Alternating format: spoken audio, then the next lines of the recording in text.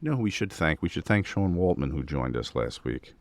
Yes, we should. It was great to have. It Want was to really nice to have Sean. shout out to Sean. We did a watch along on the first edition of Nash and Friends, which you could be a part of by joining KliqThisTV.com. If you go to the 11 Soft membership, you get a monthly episode of Nash and Friends, where Kev and me and our guests sit down and we watch some stuff. We watched a great tag team match with Scott and Kev and Sean and Sean, the other Sean. And we had some fun. Anyone here can attest to that. Anyone in our room tonight that was there, send us some of your comments up here if you enjoyed it. And the June Nash and Friends will be announced soon. Hopefully next week we can announce our guest. You know what I saw today? And I want to think it was on Bret Hart's Twitter, was some clips, and several, of a European title between Davey Boy and Owen. And I think it was on maybe a Raw. But it was that same era as that match we watched, the same kind of timing. Owen was so fucking good. That fast-paced, but I mean, everything means something. And the logic, yeah.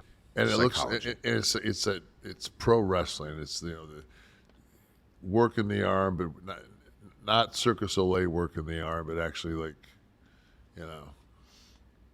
almost like a little bit of that like catch feel, like that they do over in France.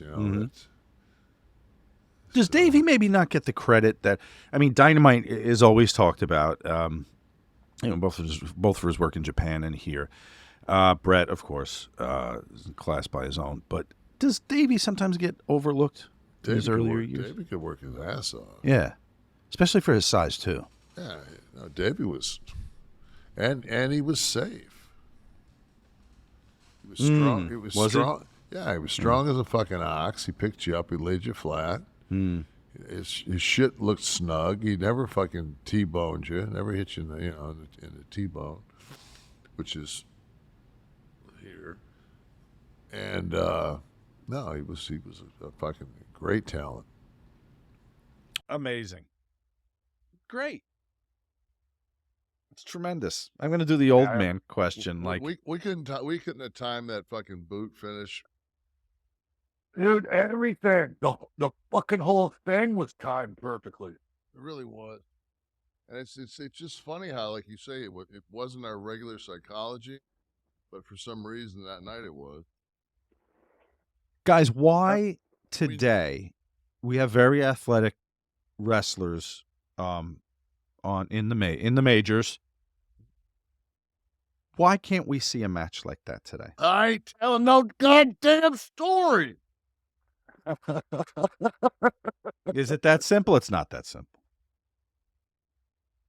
Is it timing? Is there something that's not being trained? What is it? Number one, the belts have to mean something. That's number one. So that's and then back in that era, it wasn't like you got televised fucking tag titles.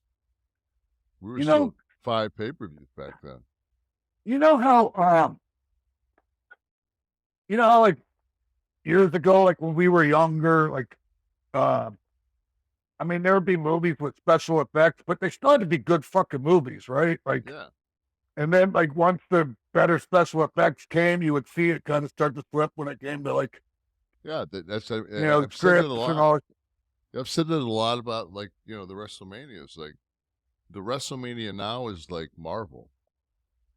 And even the matches, like the fucking they do much everything, the costuming, more intricate moves. So that's like fucking those moves are like special effects to me, and like it's easier because you're getting reactions out of the moves.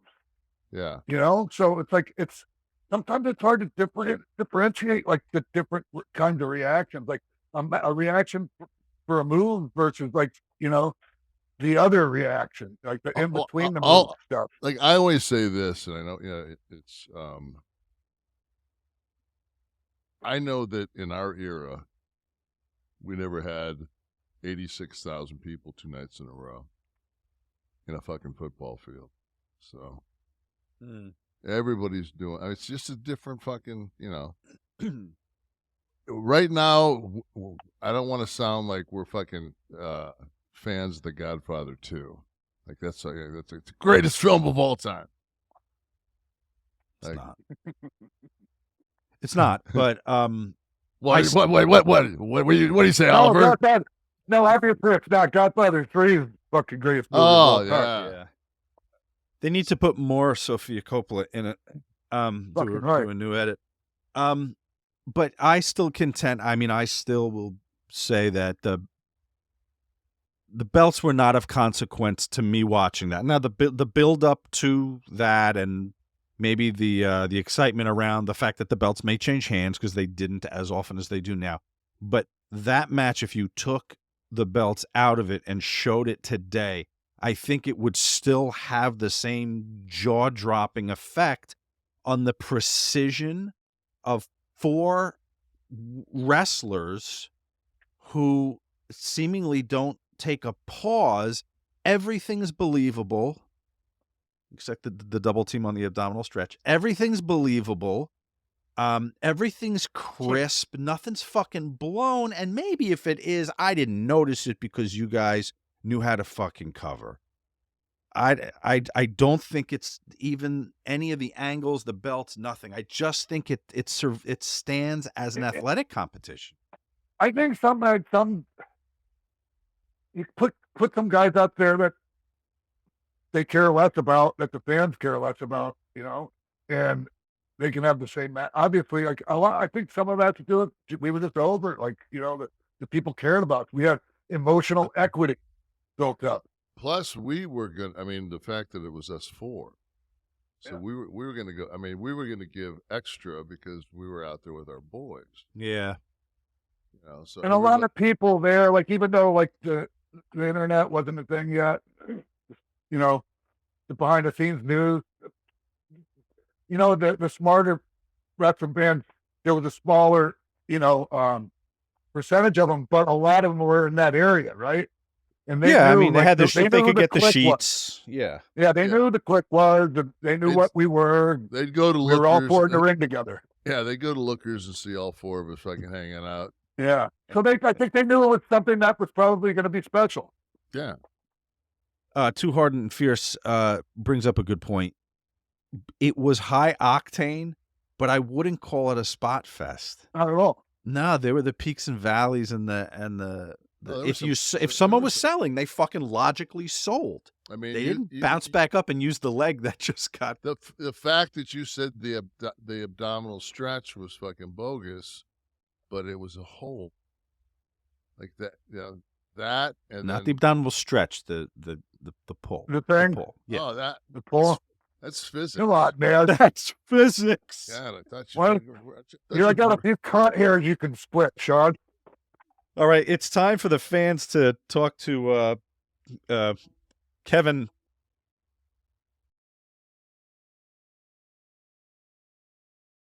Pry bar, sir. About that match or about anything? Leverage. So Ryan Chino, you're going to be up first, followed by David Van Boeglen. Come on in, Ryan. How are you? Hey, can you hear me? We can hear you. Okay, so I had a question for Kev and Sean, but my first question is, this was about a month before you got the world strap. So did you know at the time or shortly after? Because you asked, you mentioned Vince asked you to put the belt on you. Yeah, no. When we lost this, let's see, we never dropped. This is going into. This was '94 in October, and you. Survivor Series would have been the pay-per-view, right? Yeah, Survivor Series is where Sean threw the belt in the trash can, and we never lost. And then a few days after. We never lost the belts. We relinquished them. Okay, and. So that was a rat that fucking that they smelled, huh? I smell a rat. Well, that's inside. Sorry, that's inside baseball. I got didn't I get the belt on like November 24th? I was there. I wasn't there. Yeah. I missed it. I was so bummed out. I couldn't be there. I think I want to think that I got it November 24th or something, somewhere around there. Yeah, it was a month out from Christmas, right? We didn't know. Yeah, because my mom passed. Your mom You knew passed, like a right? week out, right, or a little bit less. Maybe Okay. it was Yeah, about a week very out. short notice. We came And home Sean. Hey, Ryan. I'm sorry. I didn't mean to interrupt, Kevin. No, that's fine. I was just saying we came home from a European trip, and I went right to Okay. Vince's house. I went right to Vince's house. They said, and I got hammered before I worked against Quiche, and I thought I would fucking had heat. And he told me he wanted to go to his house because he wanted to talk to me. And I thought he wanted to fire me in person. So I'm waiting for Vince. In fact, we've been traveling so much. I fell asleep on Vince's couch. Took my shoes off and fucking just fell asleep on Vince's couch. He walks in and says, "Make yourself at home."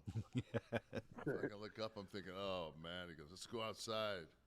We went outside and he said, "I'm gonna put the belt on you." I said, "The IC?" He says, "No, the world." I'm like, "Holy fuck." Doing it in a house. The big belt. We call it the big belt, the dime. Yeah. Put the dime on Put you, the dime on me. Okay, Sean. I read about your injury early in your career. I think with Bill Wilcox. Oh, that one, the head injury, my first big head injury. Yeah. And they told you were never going to wrestle again. I heard. Well, they just advised against it.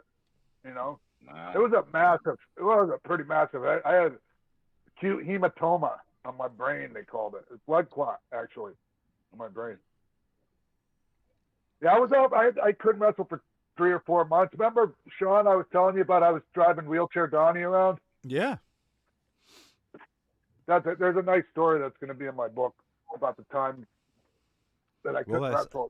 I think officially the cat's officially out of the bag now. I mean, yeah. So I'm working with Sean in bringing that and more amazing and inspiring and challenging stories of a life you have to read to believe. So that will be coming to your bookstores next year sometime. Yeah. Thank you, Ryan. Well, Kev, I just want to say I've been your fan. I've been your fan, Kev, since about 1992 when you Thank you. read a little bit. Started following your career after I saw your name in the credits for Ninja Turtles. So cool. Followed it since then. Thank you very much. Paul Whiting, ever catch your balls on the top rope? That might be the question of the whole series. Best question, I think. If I ever caught because my singlet was pretty fucking tight. It kept the package the package was. You were snug. Tucked. Yeah. Okay. Fair question though. Johnny Fair, yo, if I join 11 Soft, can we do watch-alongs to old episodes of Welcome Back, Kotter? I have no problem with that. I'd rather not. But what if Travolta's the guest? I would rather not because I didn't watch it when it was fucking first run. So a little Gabe Kaplan in the evening. I'll pass.